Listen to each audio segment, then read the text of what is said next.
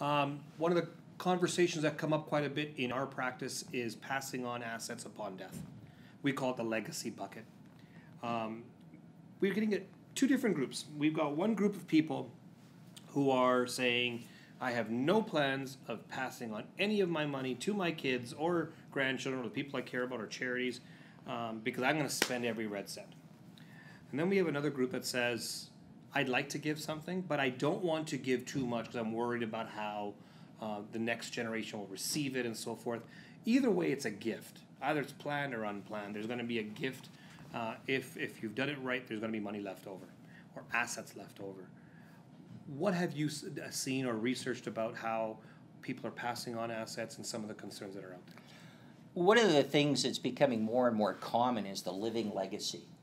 You know, we're going to talk about the tax advantage disposition of your assets when you die, certainly, but just for fun, let's figure out what your money can do for you today, too. Mm-hmm. So I think that part of estate planning starts when you first sit down with you as the advisor and start figuring out how can we best divest ourselves of this, in what way can we do that, and then have all those fair and equal conversations that we need to have if you've got families. But the other issue, I think, is that we don't tend to spend as much time as we should thinking about what happens to everything when we die. Number I saw recently was that only 36% of Canadian boomers actually have an up-to-date will. Yeah. Now think about that. 36% of aging baby boomers or Canadian baby boomers. We're all hitting this point in our life where we'd better have an up-to-date will because things happen pretty quickly. Yeah. So that's a big issue. The other big issue is that financial advisors generally don't have a lot of those estate planning considerations. In fact, many firms bring somebody else in who's just up to their neck in helping clients. I think that advisors must be able to have the conversation. And that conversation isn't just a financial one, it's an emotional one. So we've got to have the conversation and make it part of the work that we do with people. So talk to me about the emotional side of an estate plan or leaving a gift or a legacy. What are some of the things that people should be aware of from an emotional perspective? Well, fair and equal is pretty, it's a concept that people forget, especially with blended families. Mm-hmm. Because how can you look after your own children, look after your spouses and from a second marriage, look after them, look after, all these other people that you have to look after, and what is fair? Plus, families as we get older tend to become more dysfunctional. I've got a son I don't like, a son I do like. Yeah. Right? Not really, I only have one son. But what happens then? Can I cut them out? We've just seen a situation where a well-known Canadian, when they passed away, they gave much of their assets to one child. I don't know how a lawyer ever allowed them to do that, how their advisor ever allowed them to do that, but the children have been able to successfully challenge the will and get that changed. All of these things our emotions can get in the way. And how often have you heard the phrase, I'm going to cut him out of the will? Yeah, oh yeah. Right?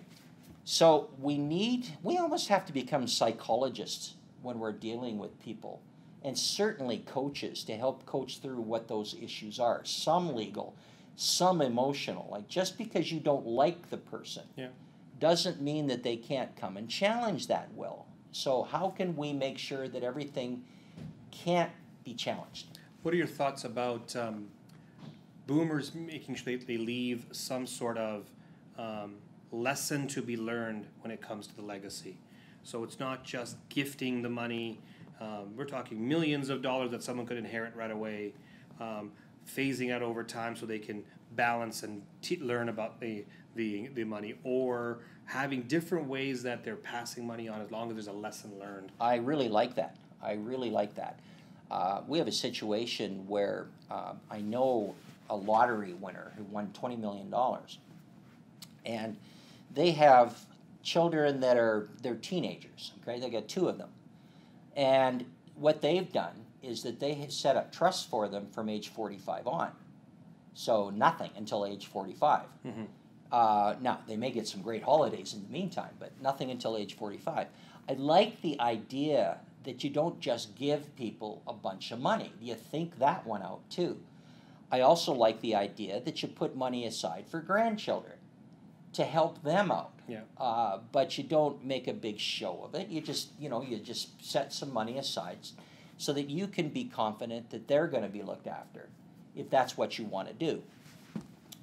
As far as gifting and things like that, I find that a lot of people are using life insurance to gift rather than just giving a chunk of money. They're using insurance to gift various charities, etc. Yeah. And I see a lot of that, and I see the role of the advisor increasingly including life insurance to be able to look after some of these things.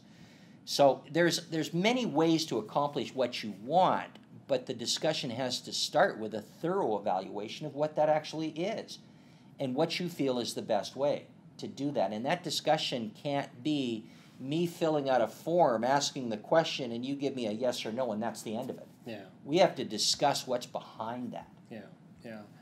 We're seeing a lot of boomers who have businesses. We're seeing a lot of individuals, and the transition of businesses to be sold over the next 10 to 20 years is probably the largest in history.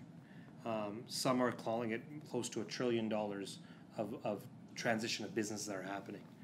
I think there's a big misunderstanding also amongst business owners. They believe that their business is worth more than it really is.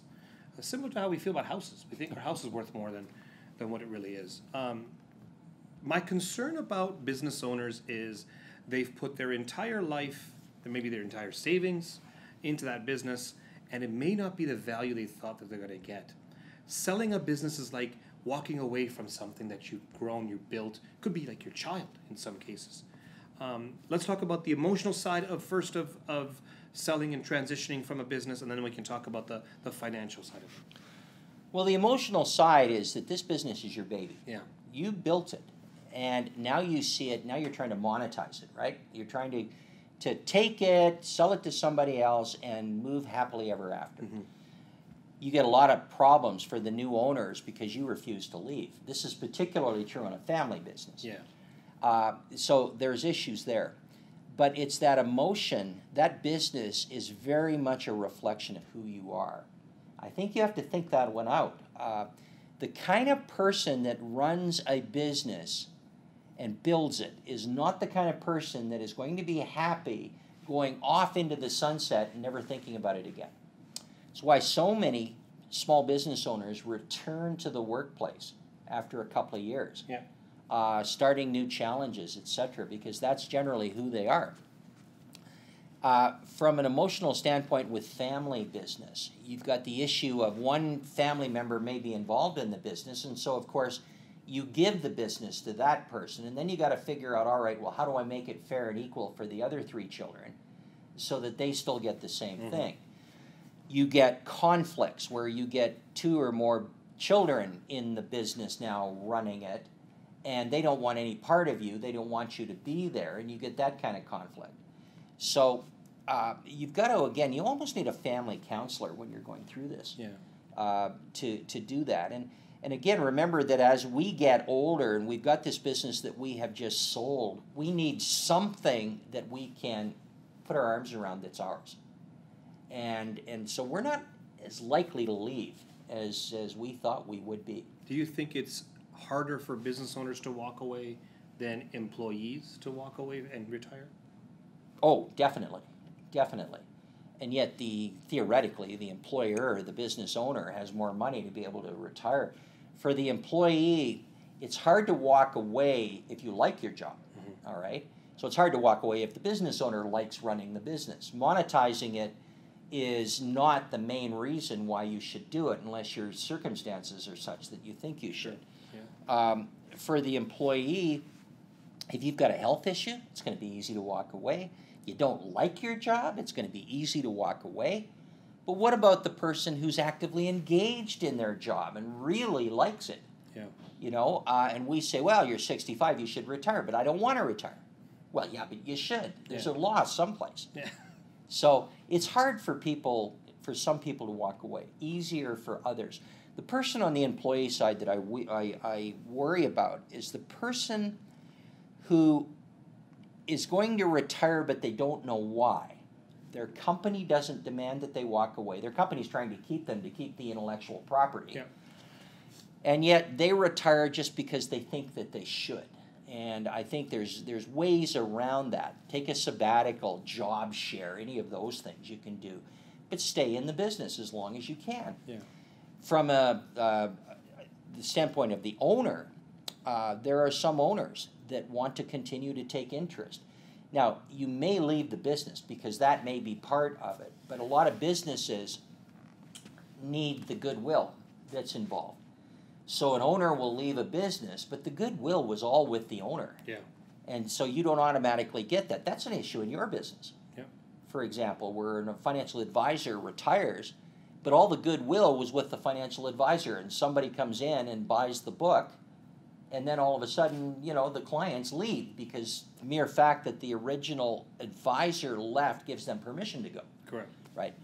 It's a lot in the case of regular business too, because your customers have been loyal to you, but they may not necessarily be loyal to the people taking it over. And heaven help that new people if they make significant changes that give customers permission to leave. Let's give a few tips to our viewers about what they should be preparing themselves to when they're transitioning to retirement. Preparing for that transition, the transition, and I think we talked about this earlier, the transition is an emotional transition first. It's a psychological transition. Your transition isn't leaving work or whatever. It is you changing your mindset to say, I am now in control. That should happen, well, it could happen at any point, but generally you better have that locked within 5 years of when you're going to make the change. Now that doesn't mean that there are people that don't find out tomorrow that they're now in that situation, but I think as we start to move on, we have to change our mindset to say we're in control, and we have to understand if we're in control, what do we want this life to look like? All right, that's an easy conversation. And it's one that I encourage all financial advisors to have with their clients, because I want them to sit down and go, all right, you're not retired yet, but what would that look like for you? And let's look at the areas of your life, and what do you want out of it? And what do you fear? What could get in the way? So we want that discussion. As you move more to making the transition, I think you have to have a very clear picture of the resources that you're going to have to fund the lifestyle that you want. And in a lot of cases, you can retire on considerably less than you've been told or thought about. And in a lot of cases, you couldn't retire on 200 or 300% of what you've been told, given the plans you have. Yeah. So we need to make a realistic assessment of the resources that are going to fund this. Yeah. We have to have a discussion with our spouse or significant other. How's this going to affect us in our relationship? What is it you fear? What do I fear? How can we get ourselves on the same page? We have to have a discussion with our adult children on what we want out of this next phase of life and be open with them about what that life looks like. Mm-hmm. Just because I'm retired doesn't mean I'm doing nothing and that I'm now going to become a surrogate daycare provider. So we've got to have that conversation.